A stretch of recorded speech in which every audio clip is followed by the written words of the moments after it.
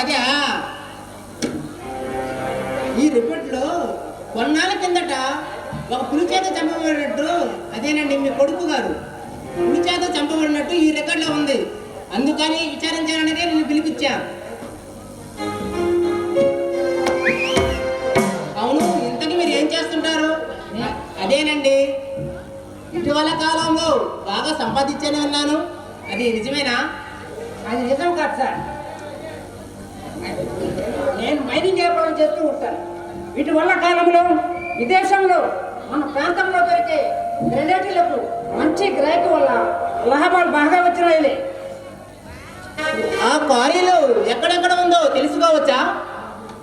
అది ఈ మన్యం ప్రాంతంలోనే ఎక్కువగా ఉన్నాయి. ఓహో అలాగా. వాటన్నిటికీ ప్రభుత్వం నుండి అనుమతులు ఉన్నాయా? అన్నిటికీ ఉంది. అయినా వాటి గురించి విచారించడానికి మైనింగ్ డిపార్ట్మెంట్ వాళ్ళు ఉండగా మీకెందుకు సార్? మీ జాగ్రత్తలో మీరు ఉండండి. ఏం బెదిరిస్తున్నారా? బెదిరింపు కాదు, జాగ్రత్తగా ఉండమని హెచ్చరిస్తున్నాను. ఓకే ఓకే, జాగ్రత్తగా ఉంటా కానీ అసలే విషయాలకు వస్తా. ఏమిటి చెప్పండి. మీ అబ్బాయి అదే మహేంద్ర భూపతి ఇటీవల కాలంలో పులి చేత చంపబడినట్టు రికార్డులో ఉన్నాయి, అది నిజమేనా? అది నిజం కాదు సార్. ఎందుకంటే ఇటీవల కాలంలో ఈ ప్రాంతంలో ఒక పులి జాడ కూడా లేదు. అందుకని నాకు తెలిసిన ఓ మంత్రి గారితో కూడా చెప్పాను విచారించమని. ఓహో అలాగా. అవును, ఇందాక ఏదో అన్నారు, ఇటీవల కాలంలో ఈ అడవిలో ఈ ప్రాంతంలో ఒక పులి జాడ కూడా కనిపించలేదా? అవునులే, పులిని ఏటాడే వాళ్ళు మీలండ్రలు ఉండబెట్టేగా అది మొత్తం అంతమైపోతుండేది. అదే భూపతి గారు ఆ పులి వేట గురించి విచారించి నిజాలు వెలికి తీయమని పైనుండి ఆటారు. అందుకే అదే అదే సార్ నాకు కూడా కావాల్సింది.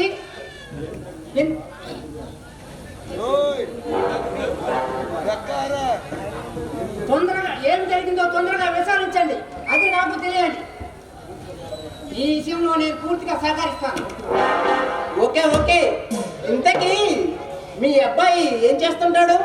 మా అబ్బాయి ఎంపీ దాకా చదివాడు. నా వ్యాపారంలో ఎంపగా ఉంటానే వచ్చి ఏది ఇలా అయిపోయాడు.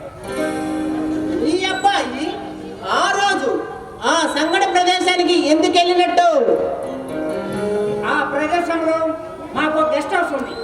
అందుకని ఆ మన్య ప్రాంతంలో విచారించడానికి అప్పుడప్పుడు వెళ్తుండేవాడు. ఆ రోజు చీకటి పడంతో మా అబ్బాయి డాడీ రేపు ఉదయాన్నే వస్తానని నాకు ఫోన్ చేసి ఆ రోజు రాత్రి పులి చేత చంపబడ్డాడని మా పని వాళ్ళు వెంకటేశ్ మళ్ళీ చెప్పారు. అంటే ఆ రోజు మీ అబ్బాయితో పాటు మరో ఇద్దరు కూడా ఉన్నారన్నమాట. అవును సార్. వాళ్ళ మీద ఏమైనా అనుమానాలు ఉన్నాయా? వాళ్ళ మీద ఏమంటే అనుమానాలు లేవు సార్. ఎందుకంటే వాళ్ళు చాలా సంవత్సరాల నుంచి మా వద్ద పని చేస్తున్నారు. వాళ్ళ మీద ఎటువంటి అనుమానాలు లేవు. అలాగా. మరి ఇక ఎవరి మీదైనా అనుమానాలు ఉన్నాయా? ఉన్నాయి సార్. అది ఎందుకు ఆ గూడెంలో కనిపిస్తున్న ఆశ్రయం మీద నాకు కొంచెం డౌట్ సార్. అసలయ్యా ఎక్కడ ఉంటాడు? అతనిపై ఎందుకు అంత అనుమానం? ఒక నెల రోజుల క్రితం మా అబ్బాయి వాడు గొడవపడ్డాడండి.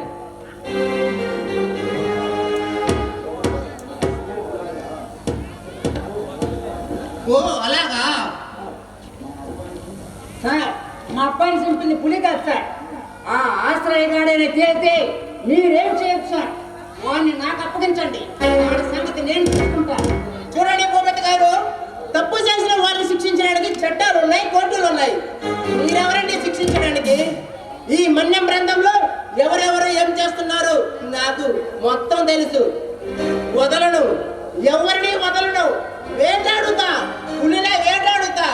అది వాడనైనా సరే, నిన్నైనా సరే, ఆ అసిరిగాడైనా సరే వదలను, ఎవరిని వదలను. సరే, ఇక మీరు వెళ్ళొచ్చు. ఏదైనా అవసరమైతే మళ్ళీ పిలిపిస్తా. ఓకే సార్, మీరైనంత తొందరగా ఈ విషయాలను పూర్తి చేయండి. వస్తా. సరే సరే భూపతి గారు. నమస్తే సార్. నమస్తే. వచ్చున్నారు. ఎవరయ్యా వాళ్ళు?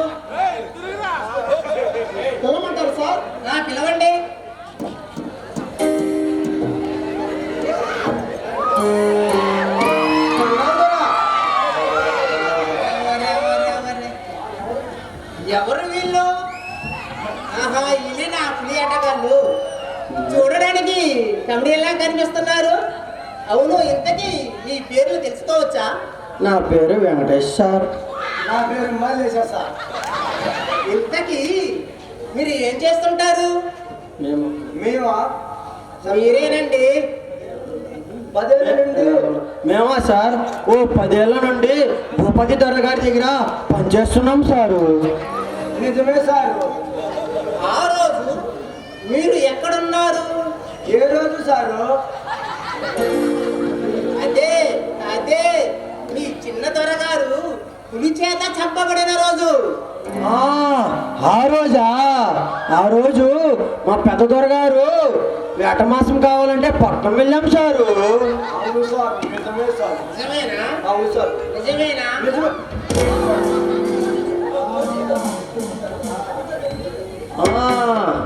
ఆ రోజా అడవికి వెళ్ళాం సారు. అడవికి ఎందుకు వెళ్ళారు మీరు?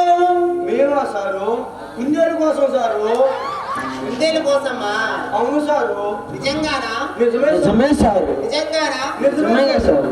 అడవిలో జంతువులు వేయడం తప్పు కాదా? తప్పా కాదా? తప్పే. సరే చెప్పండి, ఏం జరిగిందో. ఆ రోజు నిజంగానే కుందేలు కోసం వెళ్ళాం సారు. నిజమే సార్. ఆ రోజు పెద్ద దొరగారు మమ్మల్ని వదిలేయమంటే కూడా వదలలేదు సారు. ఆ రోజు కొంత దూరం వెళ్ళగానే మేము వెళ్ళింది కుందేలు కోసం కాదు సారు, పులి కోసమని తెలిసింది సారు. అవును సారు. ఎంత బతిమాలినా మా దొరగారు మమ్మల్ని రావాలన్నారు సారు. చూడండి బాబులు, దీన్ని ఎప్పుడైనా చూసారా? కానీ దీనికి మీరెవరో తెలియదు, అయినా చంపేస్తుంది. నిజం చెప్పండి, అడవి దేనికోసం వెళ్ళారు? చెప్తాం సారు, చెబుతాం. మమ్మల్ని కాల్చొద్దు సారు, చెబుతాం. ఆ రోజు ఎందుకు వెళ్ళామంటే నిజంగానే కుందేలు కోసమని అడవికి వెళ్ళాం సారు. కొంత దూరం వెళ్ళగానే కుందేలు కోసం కాదని పులి కోసమని తెలిసింది సారు. ఎంత భయపడినా వద్దు వద్దు అన్నా కూడా మమ్మల్ని వదలలేదు సారు.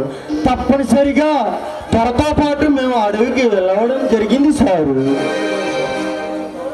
కొంచెం దూరం వెళ్ళాక లోయలో నుంచి దొరగారు అమ్మా అయ్యా పులి లాక్కొని పోతుందని అని కేకలు వినిపించింది సారు.